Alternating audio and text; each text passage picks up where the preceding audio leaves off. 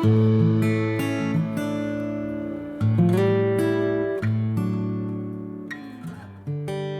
you, everyone, for having me here today. I'm very happy to present to you. And my name is Matt Nicodemus. I'm originally from Evanston, Illinois. My parents went to Northwestern University. That's where they met, fell in love, and both of them studied journalism there.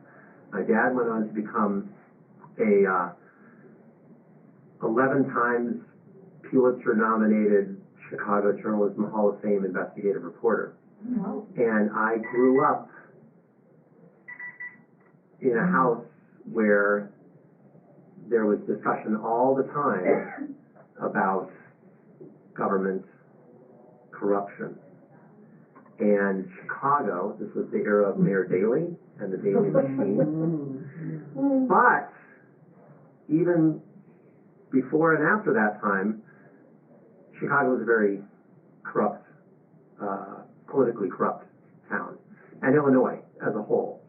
And that was both Democrats and Republicans. The Democrats dominated, and they're still generally dominant. But you may have heard I think it came from Chicago, the Election Day motto, vote early and vote often.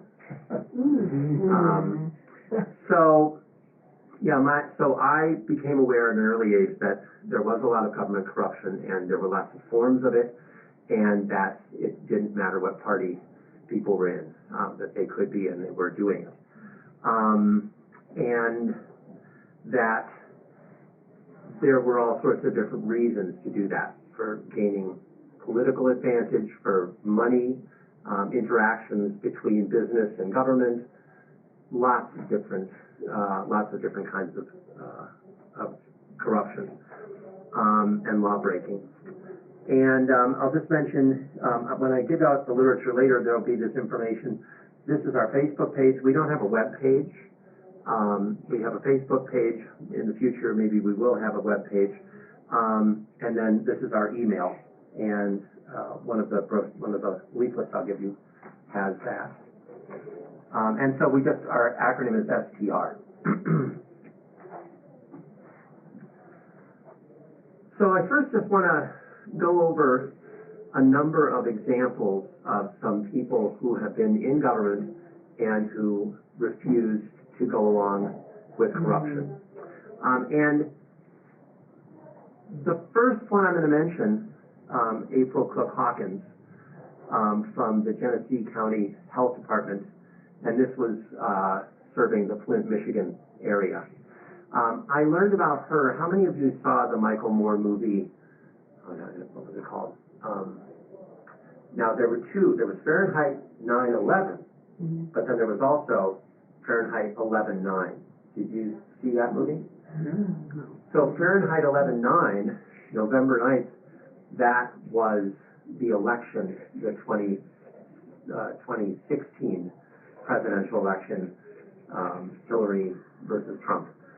And so that movie starts off with the Democrats gathering in their hall, very excited, looking forward to the evening, and then as the evening goes, and the Republicans are, very subdued and nothing going on there, and by the end of the evening, the tables were turned, or by the next morning.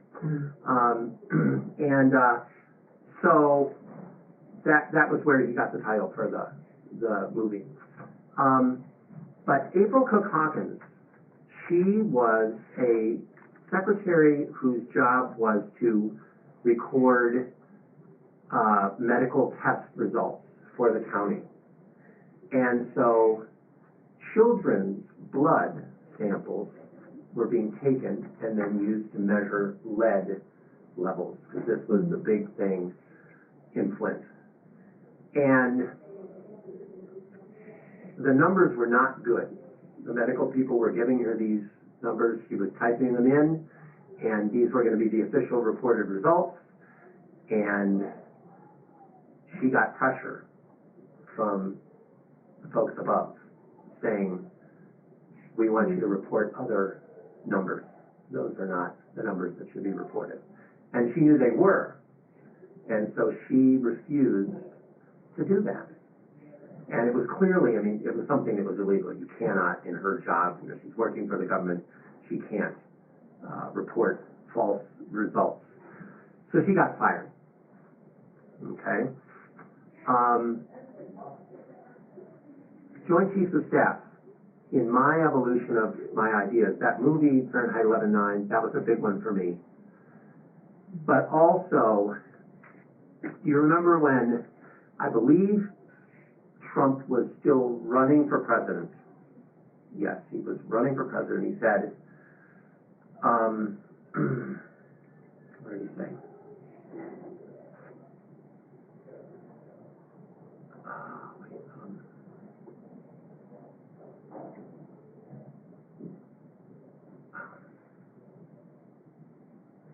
This is, let me think.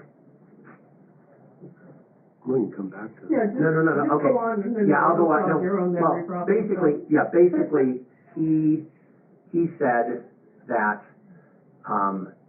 he would take an action that was very unlawful in terms of international law, a military-related action. Mm-hmm. Doug, do you remember what he said? I don't remember the specifics. It might have been bomb somebody or lock somebody up. Yeah, it was more bombing, and I can't remember what it was, but he said this, and within a day, the Joint Chiefs of Staff came out and publicly said, if we were ordered to do this, we would not, because it's against the law. And the military is the one part of government that has a requirement that you refuse an unlawful order. And that requirement evolved out of the My Lai massacre during Vietnam. Everyone probably knows about that. And so as a result of the fallout from that event, there's what we have in the military called, or what they have, called the duty to disobey. If you do not disobey an unlawful order, you're liable for prosecution. It's very serious. And they train. And I remember I had learned something about it, and I was at a local bar. I used to play a lot of open mics, and I was at one where out on the patio there were a couple of military service people who were officer level, and I think maybe they were out of the service, but they had been in recently, and they talked about how, yeah, we train on that specific requirement, and it's a very serious thing. So I was heartened to hear that. Now, another kind of refusal is people who leak information because you're refusing to go along with the status quo. And that is one kind where you may very well be subjecting yourself to liability because, and I don't know the laws about government information. If anyone here has worked in government, anyone here ever worked in government? Federal? I work for GSA, General Services Administration. So did you have any particular requirements, like, you know, there's information you cannot release to other people? I didn't have any access to any classified information or anything like that, so I don't remember hearing that. But it was a very rigid structure of what we were and weren't allowed to do. We had to have contracting officers do certain things because they were the only ones allowed to authorize it. But I wasn't. Oh, okay. Well, there's certainly, I mean, a lot of people leak, and this is how my dad was able to do so much good work, because people in organizations don't want to see these things happening, and so they leak information. So then we have Daniel Ellsberg, very famous case of someone who leaked in a massive way the Pentagon Papers. Edward Snowden. Did anyone see the movie Snowden? Great movie. It was fantastic. Chelsea Manning, another person in the line of Edward Snowden. Now this person, Hugh Clowers Thompson, I just about a month ago at CU in the music department, they had a production, amazing production about the making of a an opera that was based around the My Lai massacre. And there were, with My Lai massacre was actually, I didn't realize how recorded it was. They had photographers, military photographers, who were, kind of came in after most of it had happened, but even as some of it was still happening, they were taking photos. And there was a lot of, not that these were going to be classified military-only photos, but, so Hugh Clowers Thompson was an observation helicopter commander. And I think he had his helicopter and maybe another one with him. I can't remember if there was another one. But basically, he had been ordered to go into the My Lai area and observe. And so he flies in and he sees bodies everywhere. And he's like, what is going on?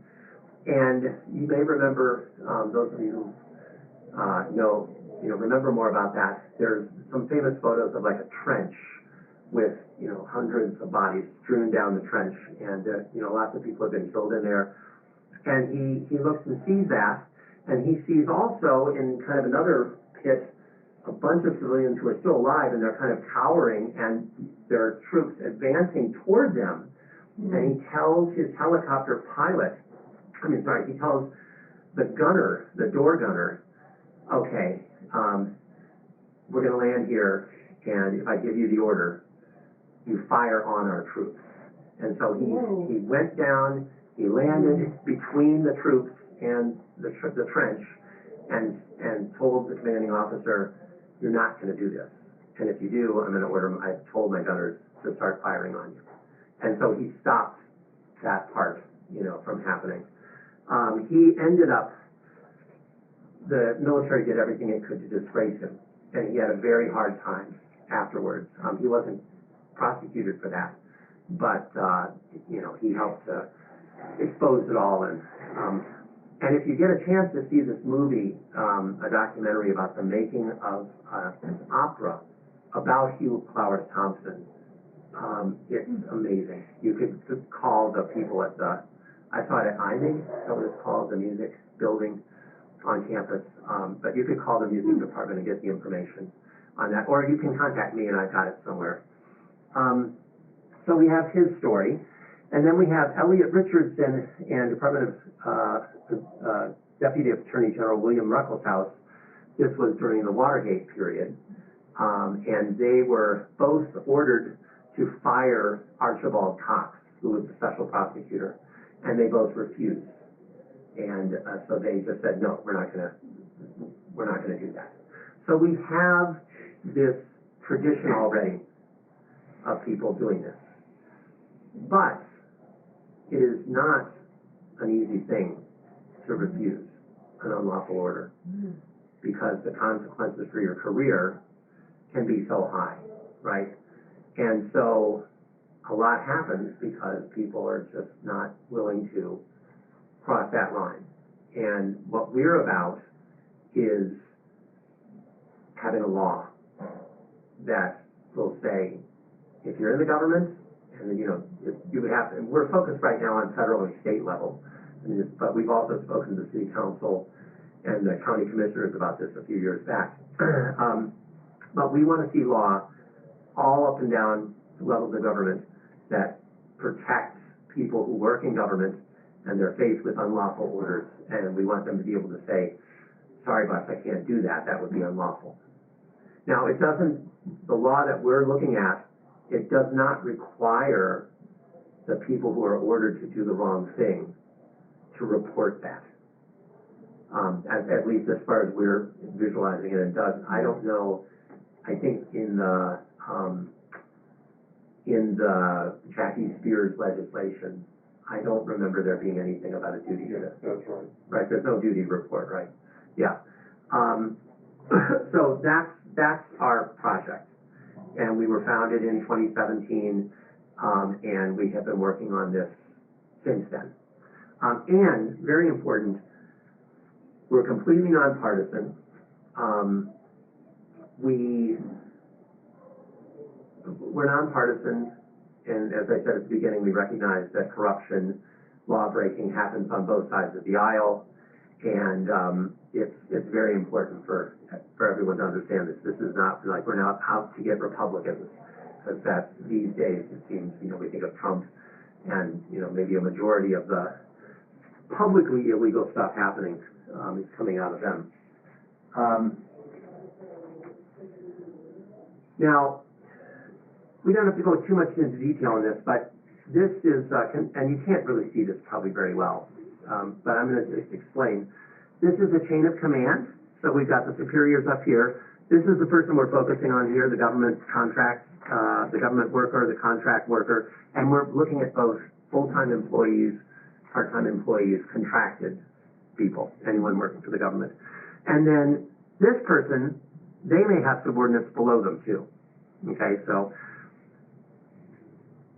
there's a social fabric, there's like a social tissue that surrounds each of these people, right? And so all of these different people, we've got respected community leaders, personal lawyers, schoolmates, classmates, other counselors, family, friends, neighbors, acquaintances, spiritual counselors, other individuals, other organizations.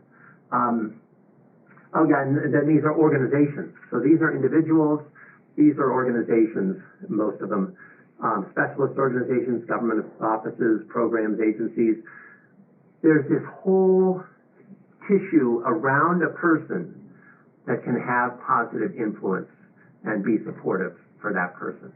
And so it's important to understand this when you're trying to design, campaigns to educate and to support people. So that's kind of a general concept, and it's really because I think, especially when people are working in a situation where there is some corruption there can be just like a constant pressure on you, and it's including to pressure to not talk about it, things like that. And so if you feel like you have more support, then you're more likely to be able to stick with your convictions and to pursue that process.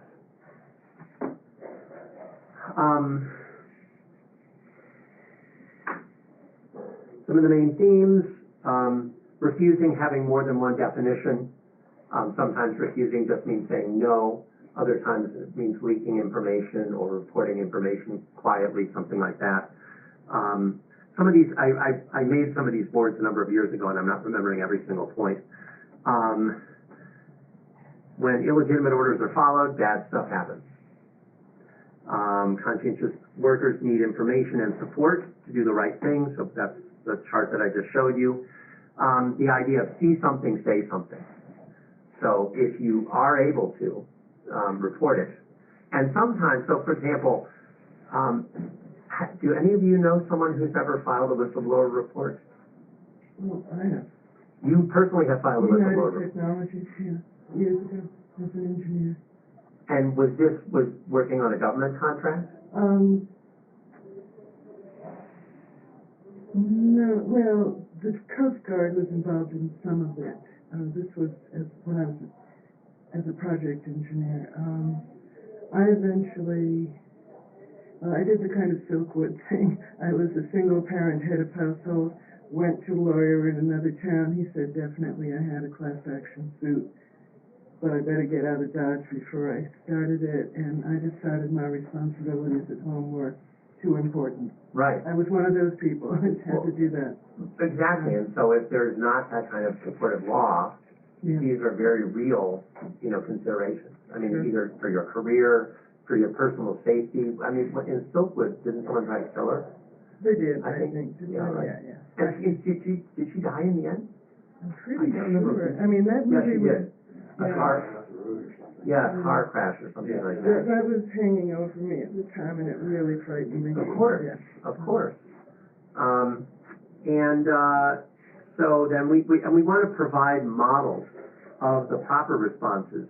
And I'll just mention, we would love to have, if you yourselves or if you know people who would like to be involved with this kind of thing, we have research tasks, writing tasks, and communication in general. So, like if you ever decide to, put your story together, I mean, it's kind of, maybe it's far enough after the fact that you could say something about that. And it's fine, like for us, a case study where someone ends up doing the wrong thing because they just couldn't, they couldn't sustain the resistance, then that's important too.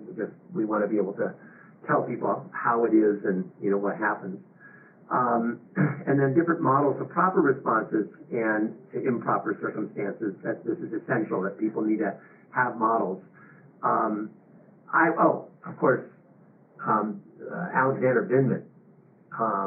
Everyone knows Alexander Vindman, right? So he's a great example. Now, did you know that how did they do it? I think before Trump left office, he fired Vindman's identical twin brother, just for good measure, right? So everyone in America can and should play a real role in helping or supporting government workers make the right choices. And current developments in government are deeply damaging and threatening to the nation. And this is, we are. I just want to re-emphasize, we're not partisan, but there's no question that the greatest threat to democracy and the rule of law and the greatest authoritarian threat is not coming from the Democratic Party side. There may be some individual, Democrats who in their little kingdoms are like dictators, but there's nothing like Donald Trump and the Republican Party right now. And so when I'm talking about that, I'm not talking, we're never telling people who to vote for. We're talking about how to erect the structures that are going to help to, whoever's in office at whatever time, to prevent bad stuff from happening, right? And support people who are doing that. Current developments in government are deeply damaging. Yeah, okay, so got that. So for our project, speaking to federal and state employees and government contract workers, speaking to or communicating with federal and state agencies. So all of these are folks that we want to try to be in touch with in one way or another. So far, what we've done is we've published a lot of, and most of them written by me, but a number of different people in our group have written letters to the editor, guest commentaries, things like that. And I brought some of those along that you can take with you. And then we also want to be speaking to, as I said, that social tissue, to let everyone know in the society know you are connected, you are interconnected, and you are tied to people. Your next door neighbor, maybe they work for the government, and maybe you have relatives. You have lots of different ties to these things that you can talk to people and just find out what's going on. This is not to investigate, but do you know any stories like this? What has happened?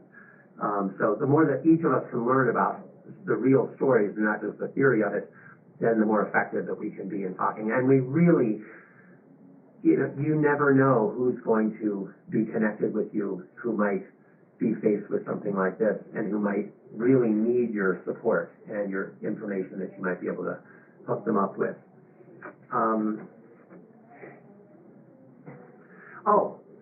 And just to give you a piece of good news, a couple pieces of good news. So, has anyone ever heard of now former Congressman Jackie Spear from the Bay Area? Yeah.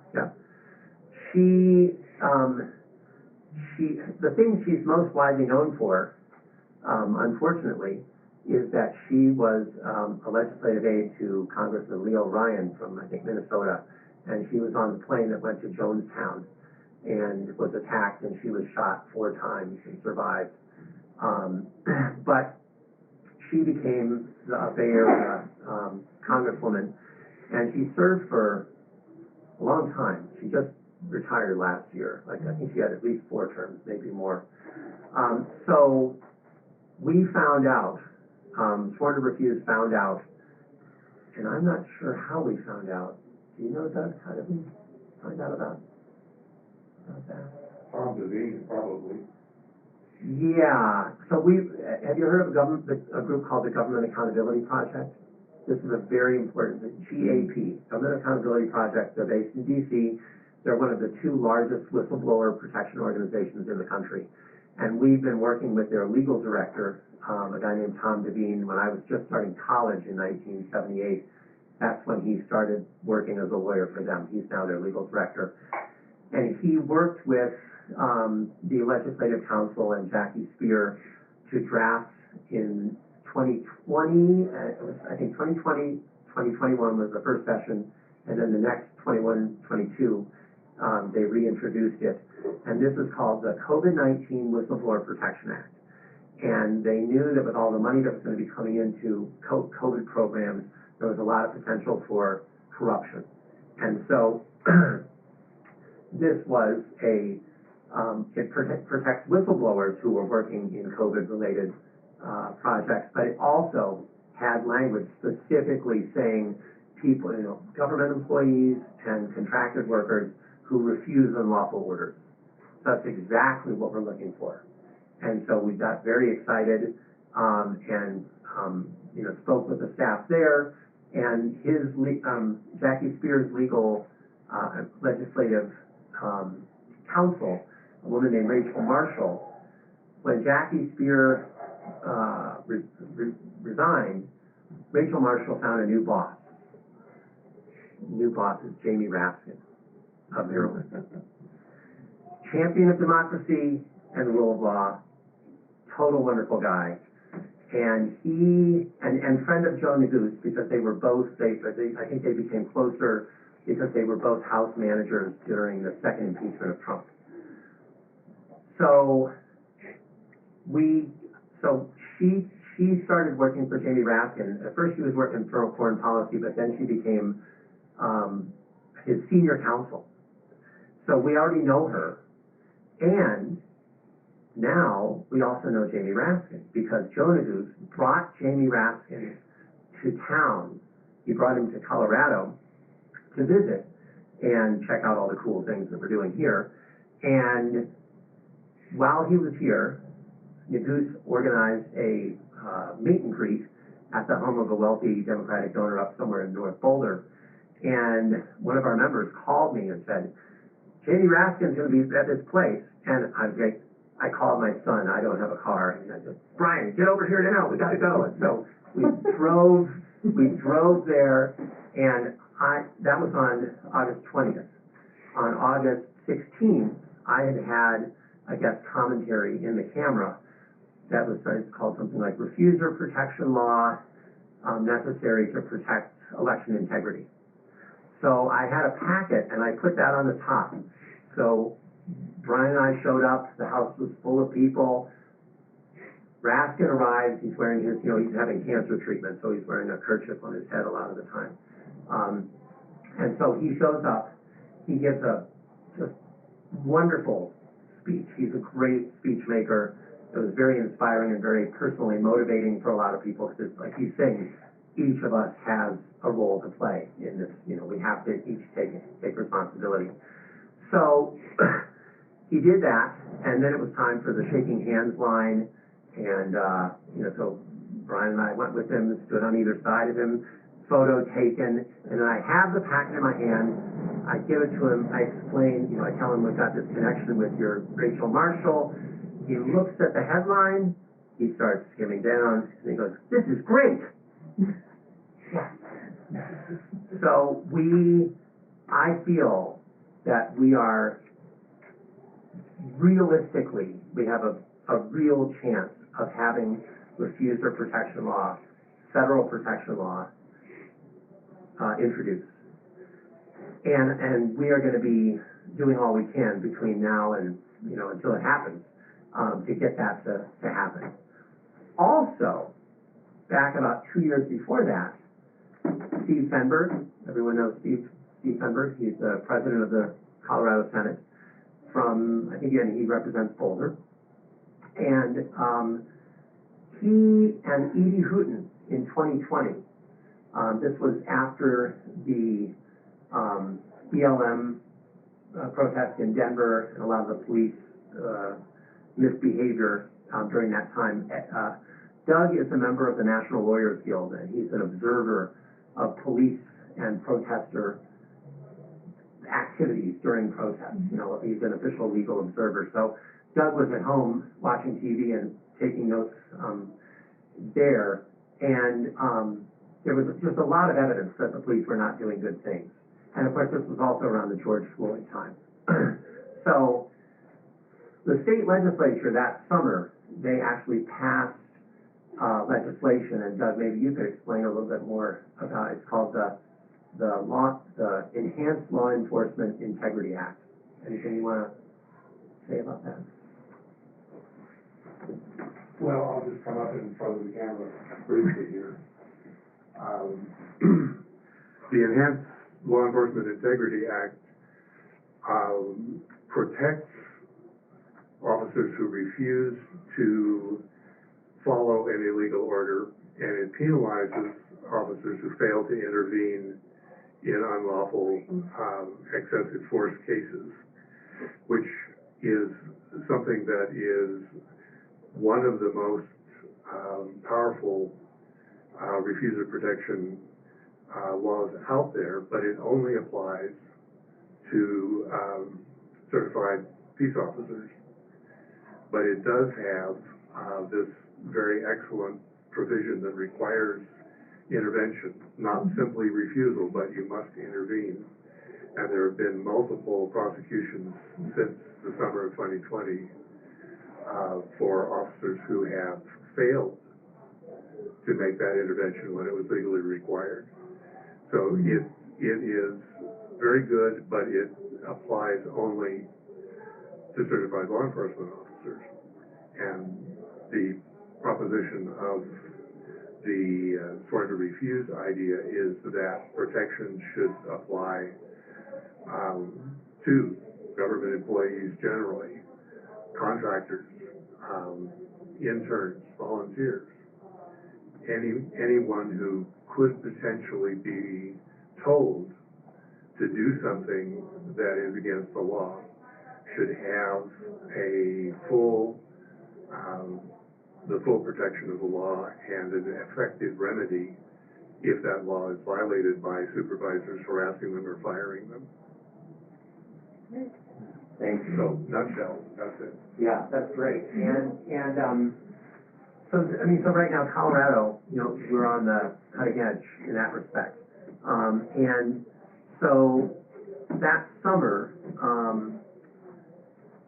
there was an end of session town hall that Steve Fenberg and Edie Hooten held, and I managed to get on by Zoom and ask a question that they answered, and they both endorsed the idea of refuser protection law for Colorado. So we're working on that too, and I think we have a good chance for both of those.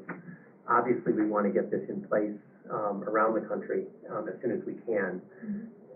Oh, sorry.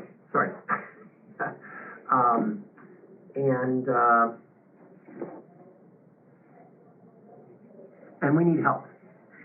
We definitely need people to be involved. We need we need funding. And so this is where, you know, people that we're looking for, different kinds of collaborators. Another good thing that happened here in Boulder County is that the Boulder County Democratic Party, we have someone who's involved, a couple people who are involved with their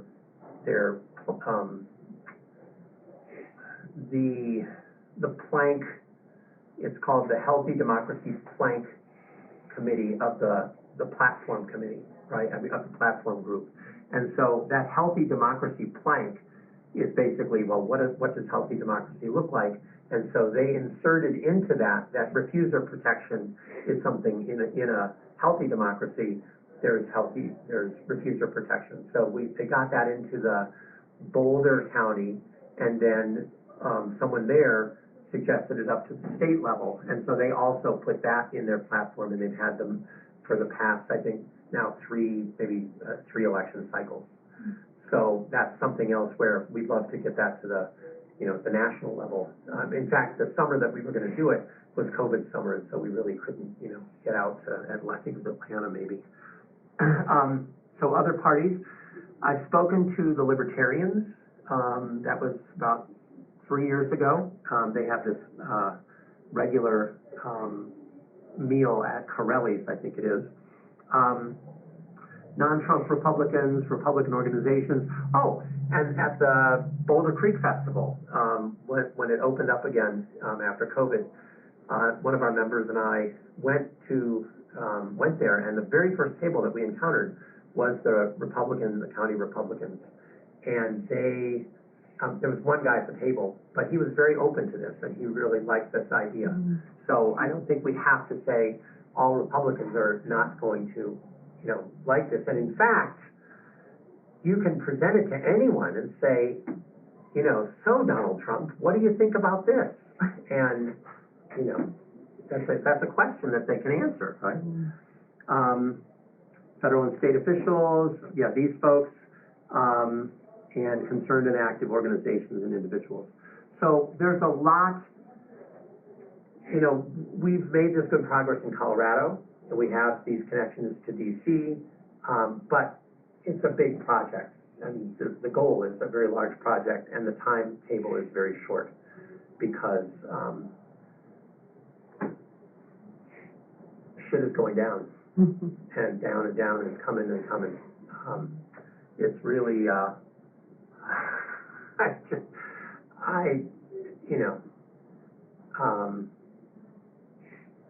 I'm really glad you guys are all here and listening, and that we're able to present to you. So, any questions for Doug or me, or comments?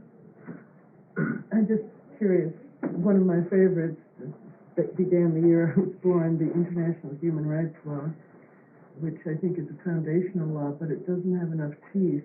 And where are the teeth in this law? Oh, well,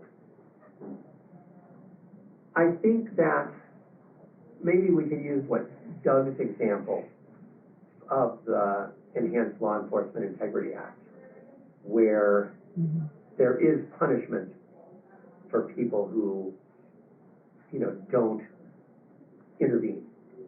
Okay. That would be. I hate to bring that up, but that's what I've seen about that international law. It's a beautiful mission statement, but Yeah. I mean, and I know that there are. I think that for war crimes, and Doug, maybe you can say something about this. I think for war crimes, there are bodies that will investigate, and that are not they're not national bodies, they're international, that will investigate and that have some ability to actually prosecute in international courts. Doug, anything? I don't mean to go off tangentially, No, but that's this fine. concerns That's me great. from the beginning. Well, the Nuremberg principle is that superior orders, even to a soldier, but everybody, even the soldiers, not just the soldiers, but everybody, does not get an excuse because somebody ordered them to do something in terms of a prohibited war crime or a crime against peace. Now, that's a very limited and specific area of potentially unlawful orders. There's a whole range of other things. There was a case that's still going on in Grand Junction that the county clerk over there ordered her assistants to help with breaking the confidentiality of a trusted build of their computer system for the election. And they stole the identity of one of the volunteer election judges and brought somebody in who was not lawfully qualified to be as present at the time this was being done. And there was one person in the clerk's office who refused to go along with it and she was transferred out of the elections process into some other portion of the clerk's office. And it's a clerk recorder combined, so there's lots of things they do with documents, with motor vehicles, with elections, and record keeping for the county. So this person was not fired, but they were moved out of their position, which had been the front office manager for the elections department. And 2 or 3 other people in the clerk's office went along with the unlawful direction from the elected clerk and recorder. One of those people pled guilty, got a reduced sentence for promise to testify against the actual elected clerk. Tina Peters. Yeah. And her trial is coming up next spring. But there was one person who simply refused to participate in what was plainly an unlawful, fraudulent exercise. So that is an example of the bad stuff that can happen to the people who give out unlawful orders, but it's not really enough to say we're going to punish wrongdoing. We need to have solid remedies available for people who face harassment or discharge or demotion or reassignment as a penalty for having done the right thing. And that is where the federal legislation, which protects whistleblowers as well as refusers, is not very strong in terms of what it can do after the fact of retaliation. It's a good start, but we need better remedies for people, and that's one of the things that we are hoping to get in the state legislative proposal. That crossing fingers, knocking on wood, there will be someone to carry that bill in the next session of the legislature starting in January. Thank you. Thank you. Sure.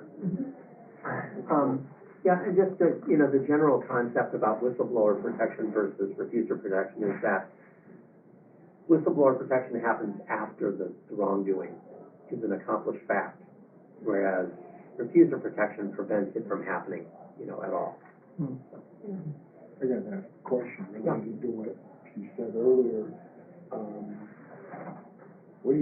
You refuse to do something, you get fired. It's not right for them to fire you. What they were doing was illegal, and you're completely in the right. Meanwhile, how do you put food on the table and pay your rent? That is a good question. Is there anything to provide for that? Unless you're in jail like Chelsea Manning was, and the government is feeding you and giving you housing, that is precisely what deters lots of people from doing the right thing if they're told to do the wrong thing.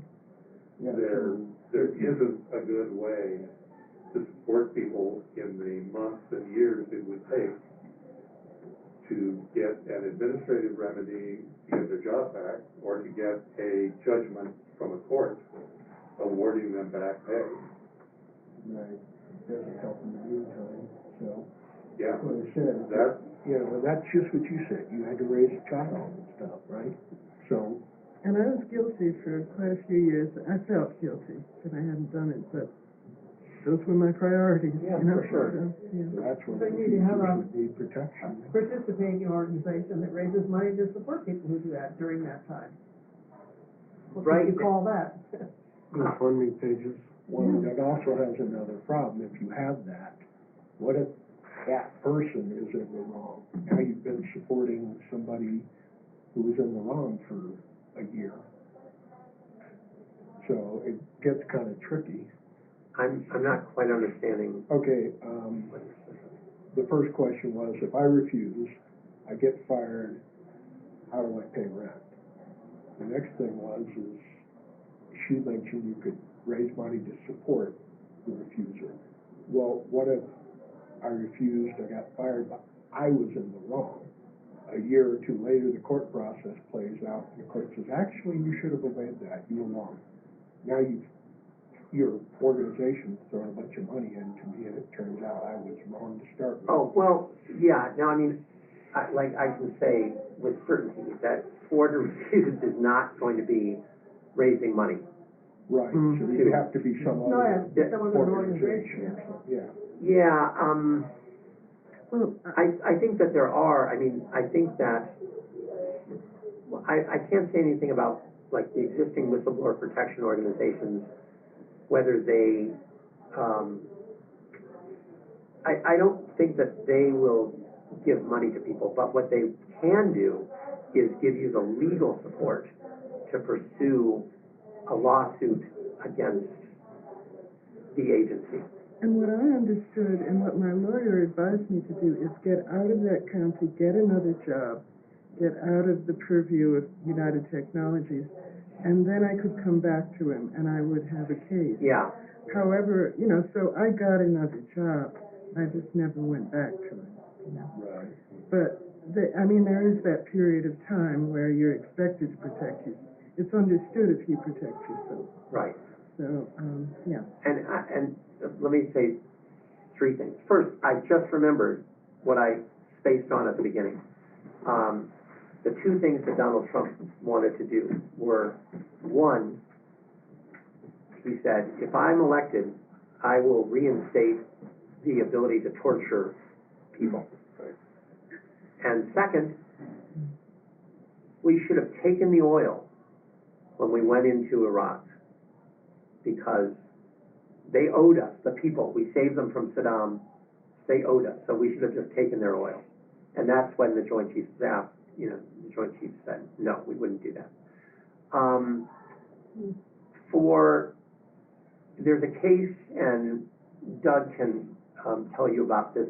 I'll just introduce it.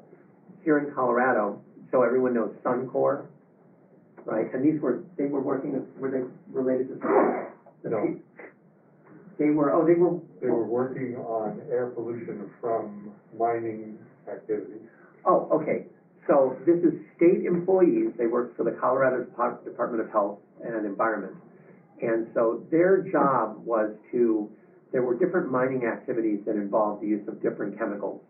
And so the chemicals would be, you know, mixed together during the industrial process, and then the process happens and waste products are produced. And so basically they had computer modeling that showed if you have, you know, this percentage of this chemical, this, then here are the expected pollution ranges that we'll get. And Doug can now continue. The people were in the air quality division, and they were using models that predicted that the dust and the other pollutants produced by applicants for permits were going to exceed the allowable limits. And they were told by their bosses to approve the permits, and for approximately 10 years they were going back and forth saying, our model shows this process and installation will cause a violation of the air quality regulations, and we should not issue a permit. Issue the permit anyway. So they spent about 10 years pushing back, but then saying, okay, we'll sign off on the permit. And about 2 years ago, they came to the point of saying, no, we're not going to sign off. And they secured legal representation from PEER, which is Public Employees for Environmental Responsibility. There we go. And at least one of them left the agency. At least one of them is still there working. But if you're interested in following up on how things are going, on PEER.org, they have a case study for each of the places that they are doing work to legally defend people who refused. And this is an instance where if there had really been strong and effective protection for refusers, this would have come to light 10 years ago, not just 2 years ago. So, I think, any other questions? Yeah, so this is all for government. There would have to be a need for the same sort of thing in the private sector. Any efforts or thoughts on that? Will you repeat the question, please? Can you speak up, Mike, a little bit, please? Yeah, I said this is for government employees refusing. I asked what about the private sector? People have the same problem there, of course. Sorry, I'm like 2 feet from him, I can. Well, I think that would be great to have it available in the private sector also.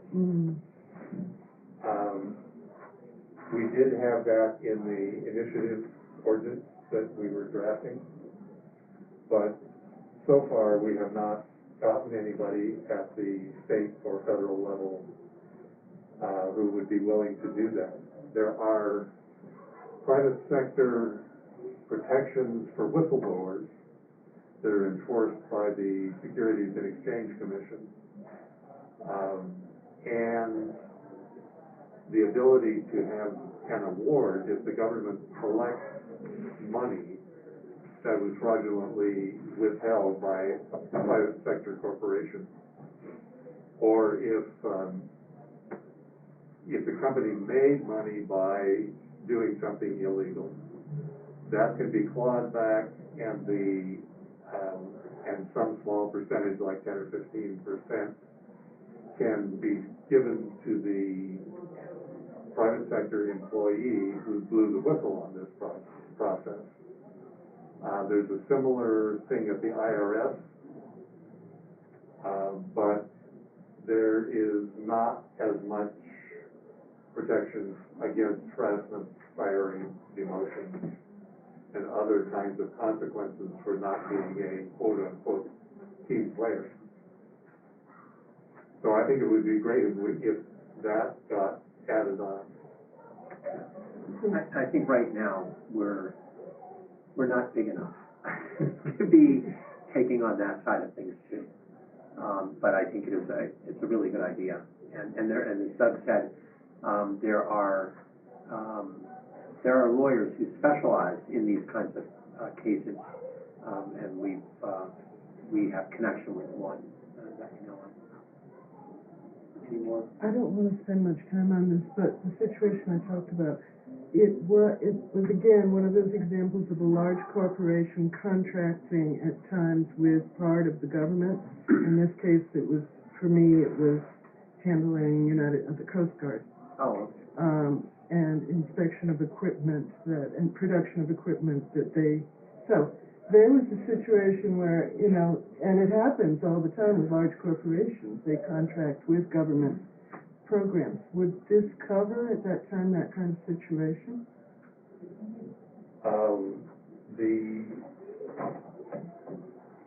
Because my responsibility in that particular situation was reporting and conducting research for the Coast Guard. That was only one of the clients I had to deal with. But that was government. Mm-hmm. Yeah, it was a government project, but a private sector company that was your employer, and they were working for a government agency, the Coast Guard. Yeah. Yeah. That would be covered under the proposed COVID Whistleblowers Protection Act, which is also a COVID illegal order refusers protection is built into that proposal. It's not passed. Right now, at the Civil Service title of the United States Code, there is some protection for government employees, but not the contractors. For instance, some 20 years ago, I was working for the EPA. I was working at the EPA employed by a library contractor. So I would not be covered under that because I'm not a federal employee in that situation. That's one of the things that is an improvement that got put into the COVID whistleblower protection bill, not passed yet, but it's in there, and the idea is that government contractors as well as direct federal employees would be protected. Oh, good. Thank you. Sure. Is your organization a 503 or 504? 501c3. 501c3, so... We're not right now. We're not incorporated, Oh, you're not incorporated. and because we are trying to promote a legislative agenda, we would be a 504 if we were Right. incorporated instead of a 501c3. Okay. We'd be a C4, Okay, which is so, also a type of nonprofit, but it's something that's not tax deductible if you give money to a C4, right, because it's involved in the political process. yeah, right, understood. But what, for anyone watching this or anybody here, what's a good way to help your organization outside of maybe volunteering? Like maybe somebody doesn't have a lot of time, but they have funds that they could offer or whatever. I mean, are you looking for cash? Are you looking for volunteers? Are you looking for both? All of the above? Okay, we brought our cup too. Oh, okay, great. Well, we can fill both of them. Yeah. We're totally into that. Yeah, we're open to all of the above, and printing and website design, a Zoom account for holding meetings. We have had several remote meetings with legislators, and 2 or 3 people from Sworn to Refuse with a legislative staff member, and those are very productive. But all of that costs money, and we don't have a lot of it. Right. So we're grateful for any assistance. But as far as any accounting on your end, it's not like we can go look at your books or anything like that, but we can see the work you've done, I guess, and look at that. It's just the vetting, you know, how does one vet an organization that they're going to donate to? Yeah, I have, for my own work, I've done some personal fundraising with people that I know, and that has not, that's not 501c3, and so I just kind of keep track of the donations that I'm getting from them. And I've been so busy working that I haven't actually raised money recently. I do have a friend from high school who last year, I think it was, he told me that if I ended up going to DC, that he would, help fly me there to do the lobbying. And so I just reached out to him saying, I think I'm going, pretty soon to try to talk to Raskin and other folks there. So yeah, I mean, I think that, we need money, and we need more volunteers who can be more regular in the time that they put in. And it doesn't necessarily mean, we don't have a lot of meetings of our group. It's more getting the work done, different people working on different projects. I have some different articles, combinations of different things, so I'll be happy to pass those around. What do you gentlemen do for your living money? Right now? I'm right now, doing this work, living on my inheritance. Okay, you're living on it. Yeah. And it's going down quick. And I have a 30-hour-a-week day job. Okay. Yeah. And everyone else in the group is volunteering. Yeah. Sure. Okay. But we really could use more volunteers, kind of more regular. Some people more regular. For specific tasks or? For specific tasks, yeah. Are you looking for people that can just grind a crank, or are you looking for people that can think and actually get out and everything, put stuff together? Everything. Big picture view. If we had, we need people who could do graphic design. We could, to design. Great. Okay, good. I should start, we need bankers to give us lots of money. Okay. So yeah, that's definitely things that we need. People to write letters to the editors, write op-ed opinion pieces. And yeah, there's a lot of, who, him? He does a lot. Oh, great, you're a regular submitter? Well, probably more regular than others in the group, sure. Okay. But I cover atheism, that's my specialty. Okay, that's okay. But this is interesting stuff too, so this is good work. guys are Thank doing. you. Yeah. Necessary work, yeah. Yeah, and it's just, I mean, I wish this were not such an important moment of history. Yeah. You know, I really do. I just have, Yeah. I'd rather be, you know, I make music and, perform, and, I'd like to be doing that so much more. But anyway, yeah, I'll make these available here, and you can kind of, Okay. well, you know what I'll do is, I'll just tell you what we've got here. Okay, this is our one-pager, and it's got, our Facebook page and email. It's got my email too. And this is just something you can take, you know, other copies so you can share them with your friends. That's the basic. We've also got the same thing with, where did I put it? On one side, oh, here. So we've also got a letter to the editor that I had. I've got that, and then this is a daily camera. And then this one is the one that I gave to Raskin. So we've got, that's this packet here. This one has that same piece, but then on the back side, there's also, I had a long piece in the Denver Post back in like 2 years ago about, did anyone ever see the paper, the movie The Paper? Yeah. Right? It's old. Yeah, with Pretty old. Michael Keaton and, have you seen that? No?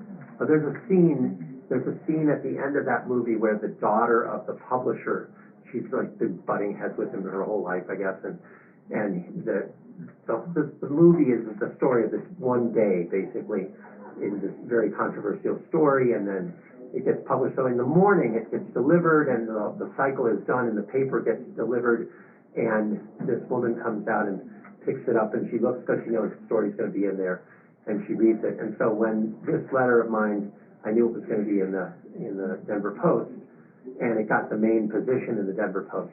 Wow. I went to Safeway in the morning. It's like, that was my movie moment. Anyway, so that's what this one is. And this has one pager too. And yeah, that's about it. Okay. So, thank you guys so much. Thank you. Yeah.